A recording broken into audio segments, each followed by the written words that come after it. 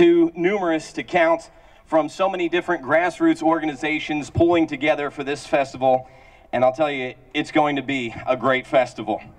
A true celebration of freedom, with the perfect mix of music and entertainment booths, citizen speakers and candidates, and all right here on the great lawn of our capital, Frankfort, Kentucky. And it's a good thing we got the great lawn to hold this great crowd. Tell you, I've worked rock concerts on the waterfront in Louisville that don't hold a candle to what we're doing here today. What are we doing here today? And that's the question. What draws us out of our own safe, comfortable homes to gather with strangers? The mainstream media will tell you hate and anger. I disagree. I say more like love and understanding. A love of our country and an understanding that we're going the wrong way. Some people might say hope and change bring people out. I don't buy that either. You don't need hope when you already have faith. You don't need to change what you already know works. So again, why are we here? Well, I'll tell you why I'm here. I'll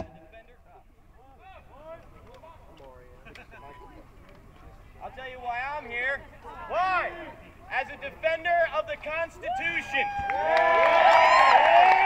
As a friend of freedom.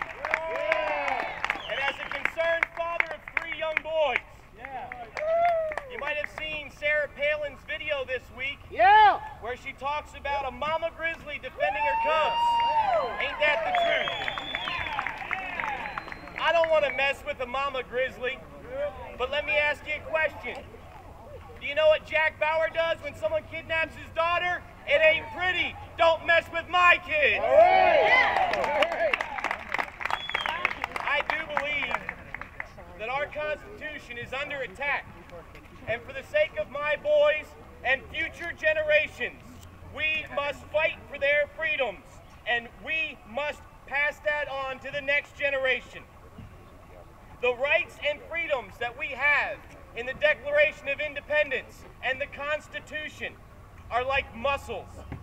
They give us strength to fight an overreaching, overpowering federal government. But like muscles, if we do not exercise our rights, we will lose our rights. I truly believe that our Constitution has been under attack from the inside out by a progressive movement since the early 1900s. It's just taken us this long to realize it. But now that we have, we cannot pretend that it doesn't exist. I could go on and I could list all the reasons that I believe this to be true. I could talk about unconstitutional health care, unconstitutional federal finance reform, unconstitutional cap and trade, immigration reform. But if I got into all that, what would Lee and Conway have to talk about Monday when he goes back to work? What would all those people in Lexington do between 3 and 6 when they're listening to AM 630? I'll leave the details to Leland on Monday. I'll stick with the bigger picture for now. Exercising our freedoms before they are gone. The time is now. In this 2010 election cycle, we need true representative government back working for the people. When the people who we sent to this very house right here cannot balance a state budget without a handout from the money laundering scoundrels in Washington, D.C. to fill a $2 million budget gap that we sent them here to fix in the first place, we've got a problem. It's a big problem. It's deep and it's long. And we must address it at every level of government. We've been asleep at the wheel, but we're now awake. And we must not only take back Washington, D.C., but Louisville, Kentucky, where there hasn't been a real mayor's race in almost 20 years. Lexington, Kentucky, Eastern Kentucky, Western Kentucky, and Frankfort, Kentucky. Northern Kentucky, too. We got to take it all back. And we have to realize that this does not end with this election cycle. It only begins.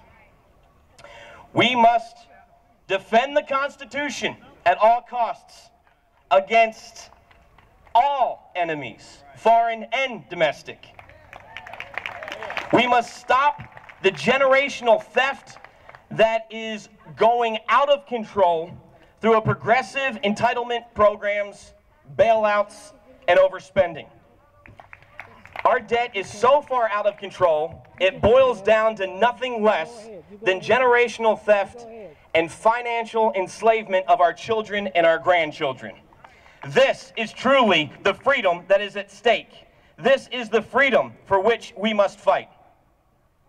I'm originally from the Philadelphia area. I moved down here back in 1990, and I consider myself a Kentuckian now. But my favorite founding father is, by no surprise, Ben Franklin. Ben Franklin once said, "If you would not be forgotten as soon as you are dead, either write something worth reading or do